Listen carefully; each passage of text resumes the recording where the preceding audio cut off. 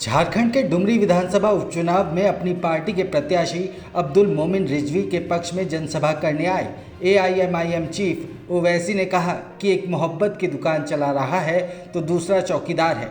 कैसी चौकीदारी हो रही है कि चीन हमारी ज़मीन पर कब्जा कर रहा है और कैसी मोहब्बत की दुकान चल रही है कि झारखंड के रामगढ़ में शमशाद अंसारी को पीट पीट कर मार दिया जाता है। डुमरी के केबी हाई स्कूल मैदान में आयोजित इस जनसभा में ओवैसी ने कहा कि इस देश को न दुकानदार चाहिए और न ही चौकीदार, यहाँ अब तीसरे विकल्प की दरकार है। ओवैसी ने मॉब लिंचिंग के मुद्दे पर सूबे के सीएम हेमंत सोरेन को निशाने पर लिया। ओवैसी ने कहा कि हेमंत कहते हैं झारखंड में एक भी मॉब लिंचिंग की घटना नहीं घटी, ऐसा है तो रामगढ़ में शमशाद अंसारी को किसने मारा। उन्होंने कहा कि झारखंड में सेक्युलर सरकार है तो यहाँ पर दुकानों को क्यों जलाया जाता है। इस दौरान ओवैसी ने झारखंड में सीएम द्वारा संस्कृत विश्वविद्यालय खोलने की बात पर चुटकी लेते हुए सवाल किया। कहा कि संस्कृत बोलने वाले 24,280 लोग हैं, उसके लिए यूनिवर्सिटी और पूरे जिले के 21 लाख लोगों के लिए सिर्फ 25 स्कूल। ओवैसी ने कहा कि झारखंड में कई भाषाएं बोली जाती हैं, विश्वविद्यालय बनाना है तो दूसरी भाषाओं को तरजीह देनी होगी। ओवैसी ने कहा कि इस डुमरी में 19 साल से एक प्रत्याशी है। ओवैसी ने रोजगार का मुद्दा उठाते हुए कहा कि डुमरी में बेरोजगारी का समाधान भी नहीं है। वहीं डुमरी उपचुनाव का रंग और मिजाज दोनों ही बदला है। पक्ष और विपक्ष की तल्खियों के बीच आगे होने वाले लोकसभा और विधानसभा चुनावों की पटकथा लिखी जा रही है। उपचुनावों में एजेंडे और मुद्दे डुमरी तक सीमित नहीं है, स्थानीय एजेंडा हावी नहीं है। डुमरी के विकास का लेखा जोखा तक ये उपचुनाव नहीं सिमटता है। विपक्ष की ओर से भाजपा और आजसू के निशाने पर सीधे हेमंत सोरेन और उनकी सरकार है। भाजपा के प्रदेश अध्यक्ष बाबूलाल मरांडी ने भ्रष्टाचार और विधि व्यवस्था को चुनावी मुद्दा बनाया है। वो ज़मीन लूट से लेकर ईडी की कार्रवाई को अपने भाषणों में शामिल कर रहे हैं। भाजपा के दूसरे नेता भी चुनावी मैदान में ऐसे ही हमले सरकार पर कर रहे हैं।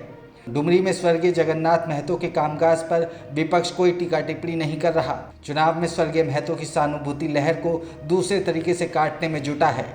स्वर्गीय महतो या उनके परिवार पर किसी तरह का चुनावी टीका टिप्पणी नहीं हो रही। ये ज़रूर है कि डुमरी के विकास का मुद्दा भी हेमंत सोरेन से जोड़ा जा रहा है।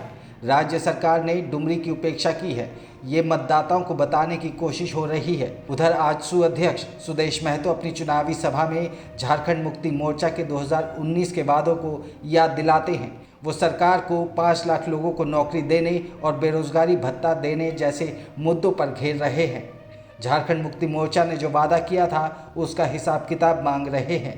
आजसू की चुनावी सभाओं में यशोदा देवी के लिए सहानुभूति बटोरने की कोशिश हो रही है। विधवा यशोदा देवी के बेटे को चुनावी मैदान में उतारकर वोटरों के साथ जोड़ने का प्रयास किया जा रहा है। उधर सत्ता पक्ष की तरफ से बेबी देवी के लिए झारखंड मुक्ति मोर्चा लगातार स्वर्गीय जगन्नाथ महतो के आंदोलनकारी भूमिका और उनके काम के बूते गोलबंदी का प्रयास कर रहा है। मुख्यमंत्री हेमंत सोरेन और उनके नेताओं के निशाने पर बाबूलाल मरांडी हैं। झारखंड मुक्ति मोर्चा सुप्रिया भट्टाचार्य ने हाल के दिनों में मरांडी के खिलाफ कई आरोप लगाए हैं। जमीन घोटाले मामले में आज प्रवर्तन निदेशालय ने मुख्यमंत्री हेमंत सोरेन को तीसरा नोटिस जारी किया है। जानकारी के मुताबिक ईडी ने फिर से 9 सितंबर को मुख्यमंत्री हेमंत सोरेन को पूछताछ के लिए रांची स्थित क्षेत्रीय कार्यालय में उपस्थित होने को कहा है। उधर सीएम हेमंत सोरेन ने पहले ही ईडी के समन को सुप्रीम कोर्ट में चुनौती दे दी है। उन्होंने समन को असंवैधानिक और दुर्भावना से प्रेरित बताया था। हेमंत सोरेन ने ईडी के समन को दुर्भावना से प्रेरित बताते हुए सुप्रीम कोर्ट में चुनौती दी है, जिसमें उन्होंने न्याय और कानून मंत्रालय और ईडी निदेशालय को प्रतिवादी बनाया है। हालांकि इस मामले में अभी तक अदालत में सुनवाई की तारीख तय नहीं हुई है। ज्ञात हो कि बीते वर्ष भी जांच एजेंसी ने अवैध खनन मामले में झारखंड के मुख्यमंत्री को पूछताछ के लिए बुलाया था। ईडी ने जमीन घोटाला मामले में सबसे पहले मुख्यमंत्री हेमंत सोरेन को 14 अगस्त को समन जारी किया था। इसके जवाब में मुख्यमंत्री हेमंत सोरेन ने समन को असंवैधानिक और दुर्भावना से प्रेरित बताया था और समन वापस लेने को कहा था, जिसके बाद ईडी ने दूसरी बार समन भेजकर 24 अगस्त को रांची स्थित कार्यालय में हाजिर होने को कहा था। इसके बाद हेमंत सोरेन ने सुप्रीम कोर्ट में याचिका दायर की। जमशेदपुर में हाइड्रोजन इंजन से जुड़ा देश का पहला उद्योग स्थापित करने के लिए टाटा समूह के संयुक्त उपक्रम और झारखंड सरकार के बीच मुख्यमंत्री हेमंत सोरेन की मौजूदगी में शुक्रवार को प्रोजेक्ट भवन में एमओयू किया गया। ये MOU TCPL green energy solution private limited के साथ हाइड्रोजन इंजन निर्माण से संबंधित परियोजना के लिए किया गया है। परियोजना पर 354.28 करोड़ रुपए का निवेश प्रस्तावित है। इस पहल के बाद देश में जल्द हाइड्रोजन ईंधन से भी वाहन चलेंगे। इस इकाई के स्थापित होने से करीब 1000 लोगों को प्रत्यक्ष और अप्रत्यक्ष रूप से रोजगार मिलेगा। जमशेदपुर में लगने वाले इस प्लांट में हाइड्रोजन आंतरिक दहन engine, fuel agnostic engine, advance chemistry battery, H2 fuel cell और H2 फ्यूल डिलीवरी सिस्टम के तहत इंजन बनेंगे। इसकी प्रस्तावित क्षमता 4000 हाइड्रोजन IC इंजन और 10,000 बैटरी सिस्टम है। MOU पर उद्योग विभाग के सचिव जितेंद्र कुमार सिंह और भारत में कमिंस के मुख्य वित्तीय अधिकारी अजय पाटिल ने टाटा मोटर्स के कार्यकारी निदेशक गिरीश वाघ और कमिंस इंडिया के नितिन जराफे की उपस्थिति में हस्ताक्षर किए। इस मौके पर मुख्यमंत्री हेमंत सोरेन ने कहा कि कहीं बेमौसम बरसात तो कहीं सूखा, कहीं बाढ़, विचित्र स्थिति बनी पड़ी है। प्रकृति के साथ ज़्यादा छेड़छाड़ का परिणाम भी हम सभी लोग देख रहे हैं।